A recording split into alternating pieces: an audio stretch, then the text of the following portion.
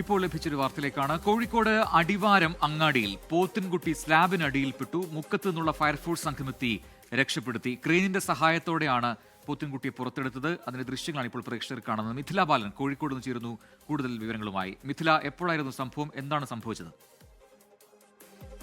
പ്രജിൻ, വൈകിട്ട് 4:30-5 മണിക്കാണ് ഈ ഒരു സംഭവം ഉണ്ടായത്. തോടും ഡ്രെയിനേജും തമ്മിൽ കണക്റ്റഡ് ആയിരുന്നു. ആ തോടിലൂടെ വന്ന ഈ 1.5 വയസ്സുള്ള പോത്താണ്. അത് ഈ ഡ്രെയിനേജിലൂടെ നടന്നു വരികയായിരുന്നു. ഇതിന് മാത്രം പോകാൻ തക്കവണ്ണമുള്ള നീളവും വീതിയുമാണ് ഈ ഡ്രെയിനേജിനുള്ളത്. അങ്ങനെ ആ ഡ്രെയിനേജിൽ കുടുങ്ങുകയായിരുന്നു. പിന്നീട് ഈ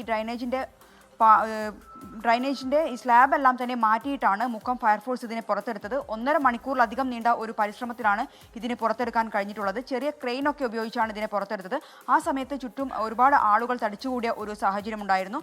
നിലവിൽ അതിന് പരിക്കുകളോ മറ്റു കാര്യങ്ങളോ ഒന്നും തന്നെ ഇല്ല. പ്രജിൻ, ശരി, പരിക്കുകളില്ലാതെ രക്ഷപ്പെടുത്തിയിട്ടുണ്ട് പോത്തിൻകുട്ടി എന്നാണ് അവിടെ നിന്ന് ലഭിക്കുന്നത്. മിഥില ബാലനാണ് വിശദാംശങ്ങൾ നൽകിയത്.